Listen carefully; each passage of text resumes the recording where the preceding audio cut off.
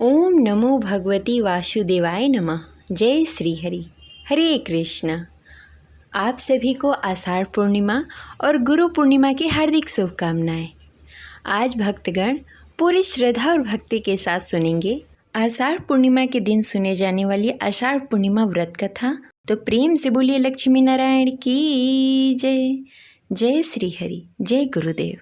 आषाढ़ पूर्णिमा के दिन भगवान विष्णु और माता लक्ष्मी की पूजा की जाती है, साथ ही गुरुदेव की पूजा की जाती है। इस दिन स्नान दान करने का विशेष महत्व है, साथ ही इस दिन दीपदान भी किया जाता है। तो आइए पूरी श्रद्धा के साथ सुनते हैं आषाढ़ पूर्णिमा के दिन सुने जाने वाली आषाढ़ पूर्णिमा व्रत कथा। तो प्रेम से बोलिए लक्ष्मी नारायण की जय। द्वापर युग में एक बार माता यशोदा ने अपने पुत्र भगवान श्री कृष्ण से कहा, हे कृष्ण, तुम संसार के रचयिता और पालनहार हो। आज मुझे कोई ऐसा उपाय बताओ जिसे करने से स्त्रियों को सौभाग्य की प्राप्ति हो, साथ ही उसकी सभी मनोकामनाएं पूर्ण हो जाए। तब भगवान श्री कृष्ण ने कहा, हे माता, तुमने अति सुंदर प्रश्न किया है। मैं तुमसे ऐसे ही व्रत को सविस्तार कहता हूँ, ध्यान पूर्वक सुनो। सौभाग्य की प्राप्ति के लिए स्त्रियों को 32 पूर्णमासी का व्रत करना चाहिए। इस व्रत को करने से स्त्रियों को सौभाग्य और संपत्ति मिलती है। यह व्रत अचल सौभाग्य देने वाले एवं भगवान शिव और माता पार्वती के प्रति मनुष्य के अंदर भक्ति को बढ़ाने वाली है। यशोदा जी कहने लगी, हे कृष्ण, सर्वप्रथम इस व्रत को मृत्युलोक में किसने किया था? इसके विषय में विस्तार पूर्वक बताओ। भगवान श्री कृष्ण कहने लगे कि इस भूमंडल पर अनेक प्रकार के रत्नों से परिपूर्ण कातिका नामक एक नगरी में, वहाँ चंद्रहांस नामक राजा राज्य करता था। उसी नगर में धनेश्वर नामक एक ब्राह्मण भी था और उसकी स्त्री अति सुशीला रूपवती थी। दोनों ही उस नगर में बड़े ही प्रेम पूर्वक रहते थे। घर में धन्य धान्य आदि की कोई कमी नहीं थी, परंतु उसको बहुत बड़ा दुख था कि उसकी कोई संतान नहीं है। एक समय एक बड़ा ही योगी उस नगर में आया। वह योगी उस ब्राह्मण के घर को छोड़कर अन्य सभी घरों में भिक्षा लेकर भोजन किया करता था। वह रूपवती से कभी भिक्षा नहीं लेता था। एक दिन वह योगी रूपवती से भिक्षा न लेकर किसी अन्य घर में भिक्षा लेकर गंगा किनारे जाकर भिक्षुक को प्रेम पूर्वक ग्रहण करने लगा कि धनेश्वर ने योगी का यह सब कार्य देख लिया। अपनी भिक्षा के अनादर से दुखी होकर धनेश्वर ने योगी से बोला, हे महात्मा, आप सब घरों में भिक्षा लेते हैं, परंतु आप मेरे घर में कभी भिक्षा नहीं लेते। इसका क्या कारण है? योगी ने कहा, निसंतान के घर से भिक्षा लेकर पतितों के अन्न से तुल्य होती है, और जो पतितों का अन्न खाता है वह भी पतितो हो जाता है। क्योंकि तुम निसंतान हो, इसलिए पतित हो जाने के भय से मैं तुम्हारे घर से भिक्षा नहीं लेता। धनेश्वर योगी की यह बात सुनकर बहुत दुखी हुआ और हाथ जोड़कर योगी के पैरों में गिर गया और कहने लगा, हे महाराज, यदि ऐसा है तो आप पुत्र प्राप्ति का उपाय बताएं। आप सर्वज्ञानी हैं, मुझ पर कृपा करें। हे भगवान, मेरे घर में धन धान्य की कोई कमी नहीं, परंतु मैं पुत्र न होने के कारण अत्यंत दुखी रहता हूँ। आप मेरे इस दुख का हरण करें, आप समर्थवान हैं। यह सुनकर योगी कहने लगे, हे ब्राह्मण, तुम चंडी की आराधना करो। घर आकर उसने अपनी पत्नी से सब वृत्तांत कहा और स्वयं तप करने के लिए वन में चला गया। वन में जाकर उसने चंडी की उपासना की और उपवास किए। चंडी ने 16वें दिन उसको स्वप्न में दर्शन दिया और कहा, हे धनेश्वर, जा, तेरे घर में पुत्र होगा, परंतु वह 16 वर्ष की आयु में मृत्यु को प्राप्त हो जाएगा।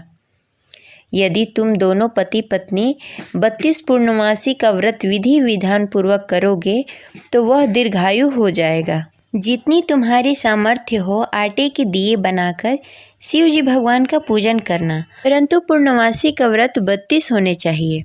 प्रातःकाल होने पर इस स्थान के समीप तुम्हें एक आम का वृक्ष दिखाई देगा। उस पर चढ़कर एक फल तोड़कर शीघ्र ही अपने घर चले जाना और अपनी पत्नी से सब वेदांत कहना ऋतु स्नान के पश्चात वह स्वच्छ होकर श्री शंकर भगवान का ध्यान करके उस फल को खा लेगी।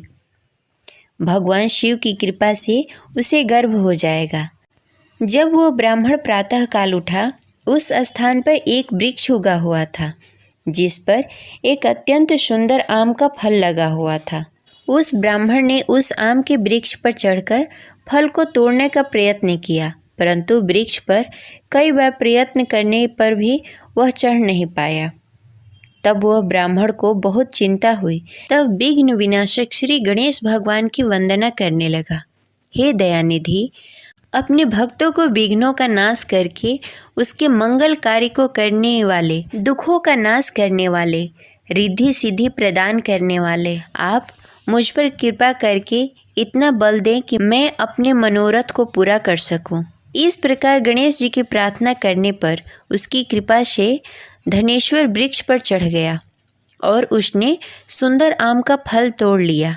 और धनेश्वर ने सोचा, जो वरदान से फल मिला था वो यही है और कोई फल दिखाई नहीं दे रहा।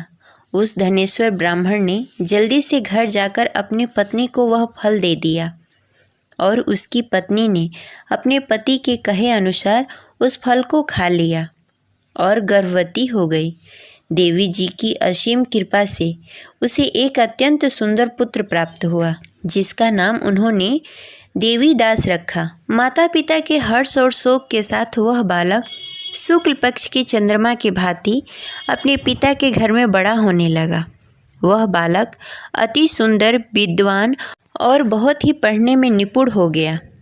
दुर्गा जी के आज्ञानुसार उसको 32 पूर्णमासी का व्रत रखना आरंभ कर दिया, जिससे उसका पुत्र बड़ी आयु वाला हो जाए।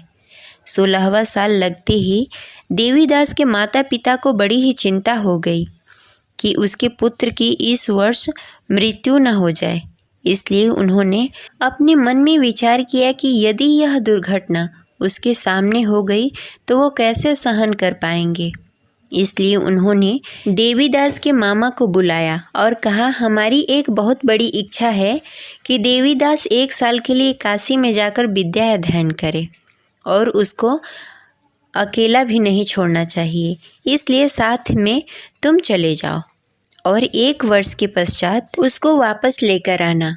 सब प्रबंध करने के पश्चात उसके माता पिता ने काशी जाने के लिए देवीदास को एक घोड़े पर बैठाकर उसके मामा के साथ भेज दिया, परंतु यह बात उसके मामा या किसी और को नहीं बताई। धनेश्वर तथा उसकी पत्नी ने अपने पुत्र के मंगल कामना तथा दीर्घायु के लिए भगवती दुर्गा की आराधना करना शुरू कर दिया। पूर्णमासी का व्रत करना आरंभ कर दिया। इस प्रकार बराबर 32 पूर्णमासी व्रत किया। उन्होंने पूरी श्रद्धा और भक्ति के साथ पूरा व्रत कर लिया। कुछ समय पश्चात एक दिन वह मामा और भांजा रात बिताने के लिए किसी गांव में ठहरे हुए थे। उस दिन उस नगर में ब्राह्मण के अत्यंत सुंदर, सुशील और रूपवती कन्या का विवाह होने वाला था। जिस धर्मशाला के अंदर वर और उसके बाराती ठहरे हुए थे, उसी धर्मशाला के अंदर देवीदास और उसके मामा भी ठहरे हुए थे। उधर कन्या को तेल आदि चढ़ने के बाद जब लग्न का समय आया तो वर की तबीयत खराब हो गई। वर के पिता ने अपने परिवार वालों से विचार विमर्श करके कहा कि देवीदास मेरे पुत्र जैसा ही है, मैं उसके साथ लग्न करा दूं और बाद में बाकी सारे काम मेरे बेटे के साथ पूरे हो जाएंगे। ऐसा करने के बाद वर के पिता ने देवीदास को मांगने के लिए उसके मामा के पास गए और उन्हें सारी बात बताई। मामा ने कहा कि कन्यादान में जो कुछ भी मिलेगा वो हमें दे दिया जाए। वर के पिता ने बात स्वीकार कर ली। इसके बाद देवीदास का विवाह कन्या के साथ संपन्न हो गया। इसके बाद वह अपने पत्नी के साथ भोजन न कर सका और मन में विचार करने लगा, न जाने यह किसकी पत्नी होगी। यह सोचकर उसकी आंखों से आंसू आ गए। तब वधू ने पूछा कि क्या बात है, आप उदास क्यों हैं? तब उसने सारी बातें पत्नी को बता दी। तब कन्या कहने लगी कि यह ब्रह्म विधान के विपरीत है। आप मेरे पति हैं, मैं आपकी पत्नी रहूंगी, किसी अन्य की कभी नहीं हो सकती। तब देवीदास ने कहा, ऐसा मत करिए, क्योंकि मेरी आयु कम है। मेरे बाद आपका क्या होगा? लेकिन उसकी पत्नी नहीं मानी और बोली, स्वामी आप भोजन करिए। दोनों रात में सोने के लिए चले गए। सुबह देवीदास ने पत्नी को 4 नगों से जड़ी एक अंगूठी दी और एक रुमाल दिया और बोला, हे प्रिय, इसे ले लो, संकेत समझकर स्थिर चित्त हो जाओ। मेरे मरण जीवन के जानने के लिए एक पुष्प वाटिका बना लो, उसमें सुगंधित पुष्पों को उगा लो, उसमें प्रतिदिन जल देना और खेलते कूदते रहना। जिस समय और जिस दिन मेरा प्राण प्राणांत होगा, उस दिन यह पुष्प सूख जाएंगे। जब यह फिर से हरे हो जाएं, तो जान लेना मैं जीवित हूँ। यह समझाकर वह वहाँ से चला गया। इसके बाद जब वर और बाराती मंडप में आए, तो कन्या ने उसे देखकर कहा कि ये मेरा पति नहीं है। मेरे पति वह हैं जिनके साथ मेरा रात में विवाह हुआ था। इसके साथ मेरा विवाह नहीं हुआ। अगर यह वही है तो यह बताए कि मैंने इसको क्या दिया। साथ ही कन्यादान के समय आभूषण मिले उसे दिखाए।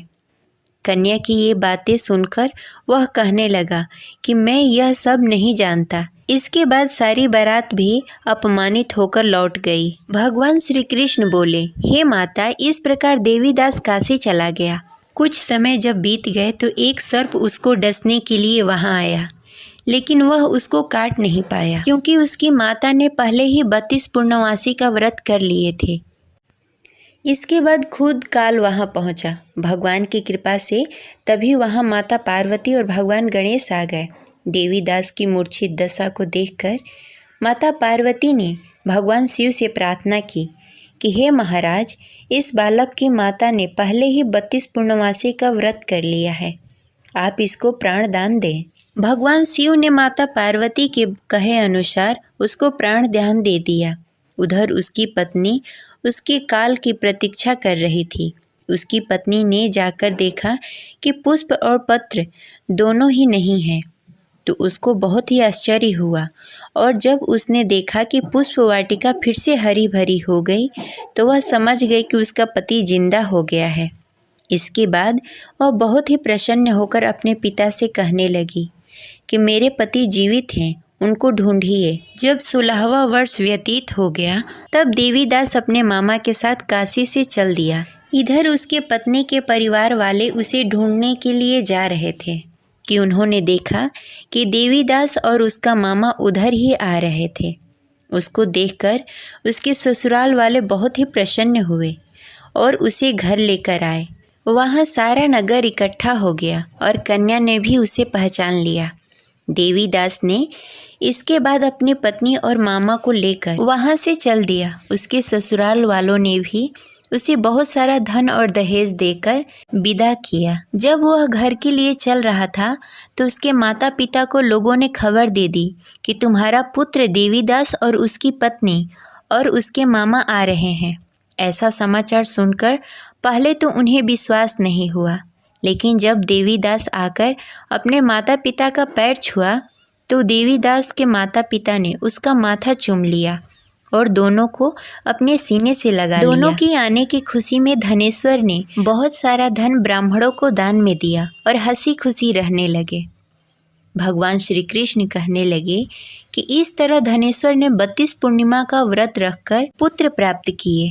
जो भी स्त्री इस व्रत को करती है, वह जन्म जन्मांतर तक वैध का दुख नहीं भोगती और सदैव सौभाग्यवती रहती है। यह मेरा वचन है। यह व्रत संतान देने वाला और सभी मनोकामनाएं पूर्ण करने वाला है। ये रही आज की कथा। आशा करते हैं आपको अच्छी लगी होगी। तो प्रेम से बोलिए लक्ष्मी नारायण की जय। जय बजरंगबली। मिलते हैं अगली वीडियो में, तब तक के लिए जय श्री राम।